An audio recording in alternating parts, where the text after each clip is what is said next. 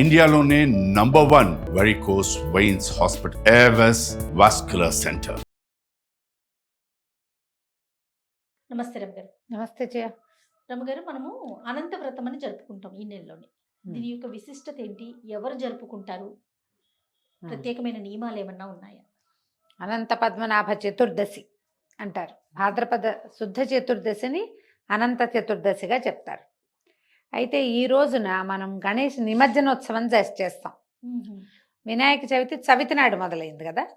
చతుర్థి నుంచి, అంటే శుక్ల చతుర్థి నుంచి శుక్ల చతుర్దశి వరకు. చతుర్థి అంటే 4, చతుర్దశి అంటే 14.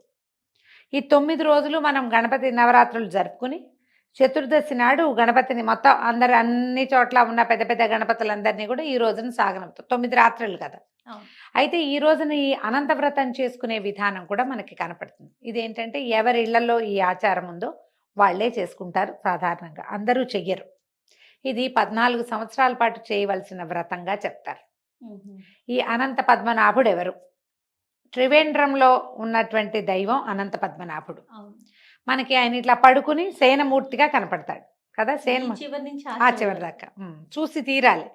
అయితే అలాగే పడుకుని ఉన్న శయనమూర్తిగా కనపడేవాడు శ్రీరంగ సాయి ఒక ఆయన ఉన్నాడు మనకి. శ్రీరంగనాథుడు ఉన్నాడు. వీళ్ళందరికీ లేని ప్రత్యేకమైన పేరు అనంత పద్మనాభుడుగా ఉన్నాడు ఆయన. ఈయనేమో శ్రీరంగనాథుడు అంటాం. అదే శేషశయనం. అవును.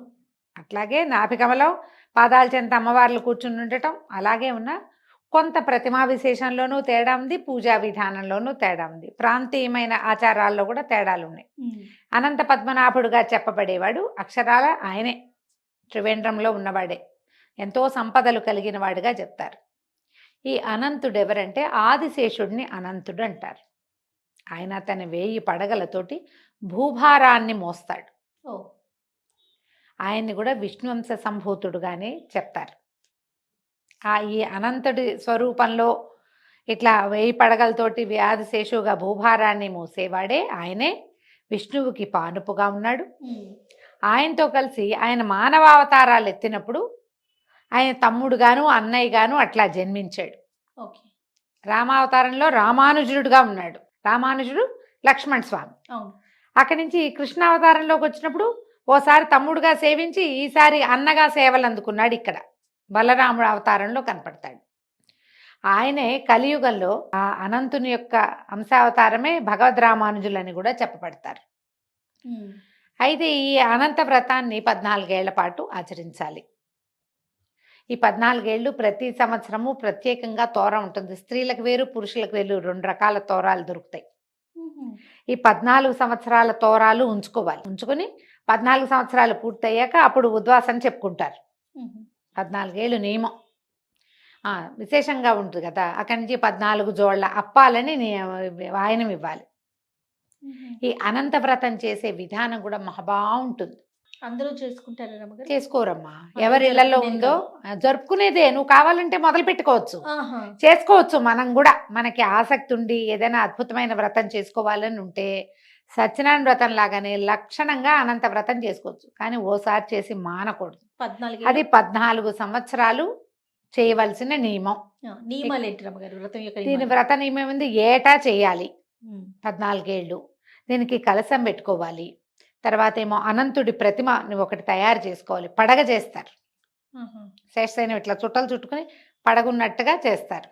ఆయనకి పూజ చేసుకోవాలి. తర్వాత ఏమో ఈ వాయనాన్ని దంపతులకు ఇవ్వాలి. ఈ తోరాలని ఏ సంవత్సరం మన మామూలు వరలక్ష్మి వ్రతం తోరం కట్టుకుంటామో తీసి పక్కన పెడతాం. 3వ రోజుకి మొక్కల మీద పడేస్తారు. ఇది కాదు. 14 ఏళ్ళు ఆ తోరాలు దాచిపెట్టుకోవాలి మనం. 14 రోజులు 28 తోరాలు ఉంటాయి మన దగ్గర. ఈ అన్ని తోరాలతోటి పూజ చేసుకుంటాం చివరికి. అప్పుడు 14 కలశాలు పెడతారు. ప్రతి ఏటా కలశం పెడతామా, మళ్ళీ మొత్తం కలశాలన్నీ పెట్టి కలశ దానం ఇవ్వటం కూడా. కలశాలన్నింటినీ ఎవరో ఒకళ్ళకి ఇచ్చేయాలి. పూజా విధానం కూడా చాలా పెద్దది. కానీ ఎంత చెవులకి ఇంపుగా ఉంటుందో. ఇందులో ఈ అనంతుడికి అత్యంత ప్రీతిపాత్రమైన కృష్ణుడి అనుకుందాం. కృష్ణుడికి అత్యంత ప్రీతిపాత్రమైన నది యమున. ఆ యమునని ఇందులో ఆవాహన చేస్తాం. మామూలుగా మనం ఏం చేస్తాం, పూజ చేసేటప్పుడు మొత్తం అంతా ఏర్పరచుకున్న తర్వాత ఒక గ్లాసులో నీళ్ళు పెట్టుకుంటాము, పోసుకొని ఉద్దంతో తీసుకుంటాం, కేశవాయ నమః నారాయణ నమః అంటాం. తర్వాత కలశ పూజ అని చెప్పేసి, కలశం అంటే ఈ చెంబుకి పూజ కాదు, అది వేరే.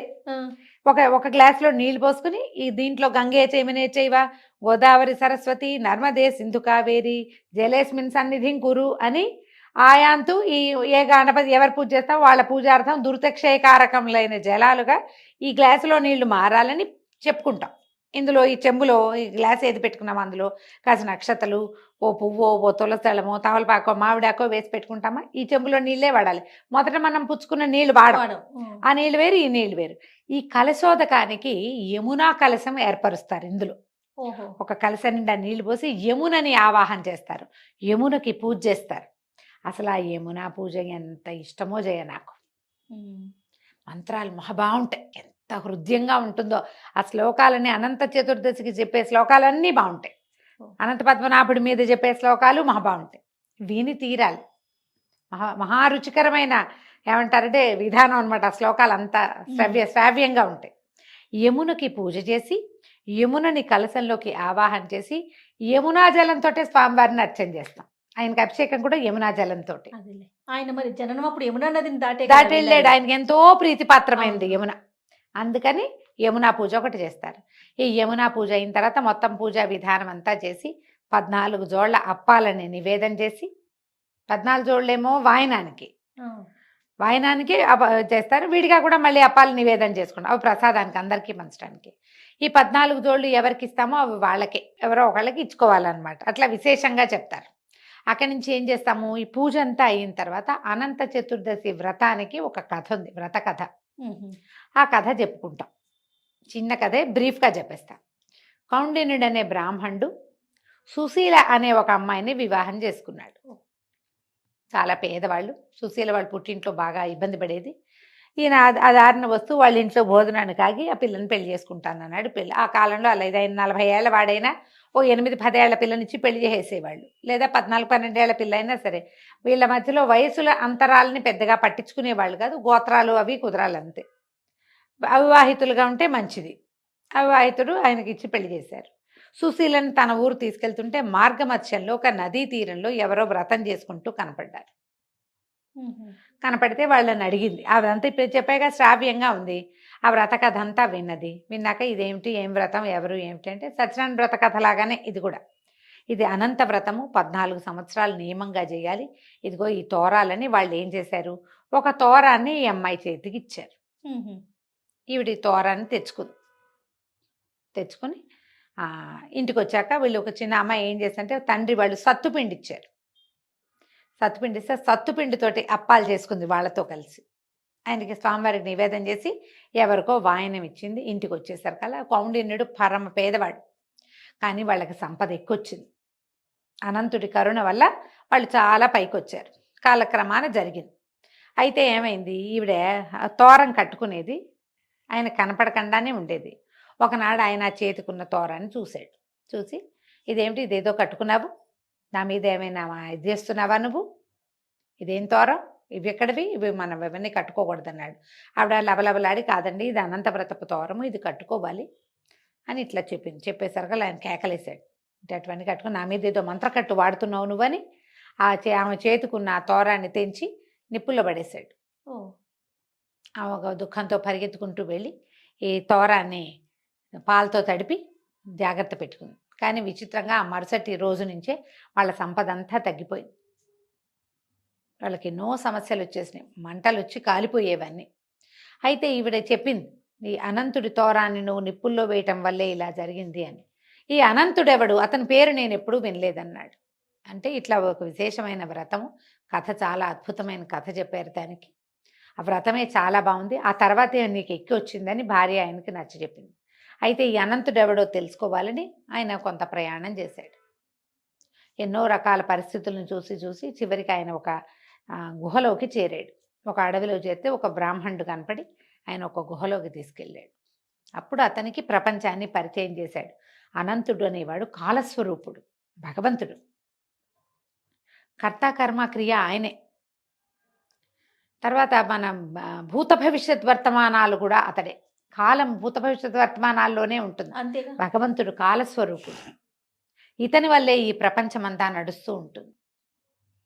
అతడే నడుపుతాడు. ఇప్పుడు నేనేదో ఇక్కడ ఉండాలని ఉంది, నేననుకుంటే జరిగిందా అది? నువ్వనుకుంటే వెళ్తావా? నువ్వనుకుంటే నీకు భగవంతుడు కాలము నీతోటి ఉంటేనే నువ్వు వెళ్ళగలుగుతావు. లేకపోతే బోరన వాన వస్తుంది, డ్రైవర్కి కడుపులో నొప్పి వస్తుంది, క్యాబ్ రాదు, నువ్వు ఇక్కడే నుంచుంటావు. నువ్వు వెళ్ళటం అనే క్రియ ఒకటి నీ మనసులో ఉన్నది, ఒక ఆలోచన. దీనికి కాలం సహకరిస్తేనే కదా ఏదైనా. కాలం సహకరిస్తేనే నువ్వు పైకెక్కుతావా, కిందకి దిగుతావా, పడిపోతావా, పడకేస్తావా, అవన్నీ కూడా కాలంతోటే ముడిపడి ఉంటాయి. ఆ కాలస్వరూపుడే అనంతుడని చెప్తాడు. తర్వాత ఈయన కౌండిన్యుడు బుద్ధి తెచ్చుకుని ఇంటికి వచ్చి 14 అక్కడ ప్రతిజ్ఞ చేశాడు. 14 సంవత్సరాలు 14 భువన భాండాలు నీ కుక్షిలో ఉన్నాయి నాయన. అలా అందుకని నేను 14 సంవత్సరాలు నియమంగా నీ వ్రతం చేస్తానని ప్రతిజ్ఞ చేసి ఆయనకి దండం పెట్టుకుని వచ్చాడు. ఆ తర్వాత 14 సంవత్సరాలు భార్యాభర్తలు ఇద్దరు కూర్చుని ఈ తోరాలు కట్టుకుని ఇద్దరు. అంతకుముందు సుశీలకు ఒకదానికే తోరం. ఈ 14 సంవత్సరాలు ఇట్లా 14 జోళ్ల అప్పాలు వాయనం ఇవ్వటము, అదంతా కౌండిన్యుడు సుశీల కలిసి మొదలుపెట్టారు. ఆ తర్వాత వాళ్ళకి మళ్ళీ కలిసి వచ్చింది. వాళ్ళ జీవితాలు ఎంతో బాగున్నాయి. ఎంతోమందికి ఆదర్శప్రాయంగా వాళ్ళ జీవితాలు ముందుకు వెళ్ళినాయి. ఈ కథ చెప్తారు. ఆ యమునా పూజ, ఈ వాయన విధానము, ఆ తోరాలు కూడా మహా ముచ్చటగా ఉంటాయి చూడ్డానికి. మామూలు తాడుతో మనం ముడేసేవి కాదు, బజార్లో పట్టుదారంతో కనపడతాయి. ఆడవాళ్ళకి మగవాళ్ళకి 2 వేరు తోరాల పద్ధతి కనిపిస్తుంది. మెళ్ళో వేసుకోవచ్చు, చేతికి కట్టుకోవచ్చు. మీకు అవకాశం ఉంటే ఎవరింట్లో అయినా అనంత వ్రతం జరుగుతుంటే వెళ్ళండి. మనకి హైదరాబాద్ దగ్గర ఉన్నటువంటి అనంతగిరి దేవాలయంలో స్వామివారి ఏంటంటే వికారాబాద్ అనంతగిరిలో ఈ అనంత వ్రతాలు జరుగుతాయి. కావాలంటే దేవాలయానికి వెళ్ళినప్పుడు కూడా మాట్లాడుకుని చేసుకోవచ్చు. మేము ఈ అవకాశాన్ని బట్టి చేయొచ్చు. రమగారు, దీనికి అంటే ఫలితం అనేది ఎలా ఉంటుంది రమగారు? సర్వతోముఖాభివృద్ధి, అన్ని విధాలుగా ఫ్లరిష్ అవుతాయి జీవితాలు. పిల్లలకి చదువులు వస్తాయి, పెద్దవాళ్ళకి ఆరోగ్యం సరిగ్గా ఉంటుంది, అకాల మృత్యువులు రాదు, అపమృత్యు నివారణ, సంపద వృద్ధి అవుతుంది, మన వల్ల 4 కుటుంబాలు నిలబడతాయి, ఆ చంద్రార్కం వంశాభివృద్ధి జరుగుతుందని చెప్తారు. అంతే. చాలా సంతోషం. నమస్తే. నమస్తే జయ.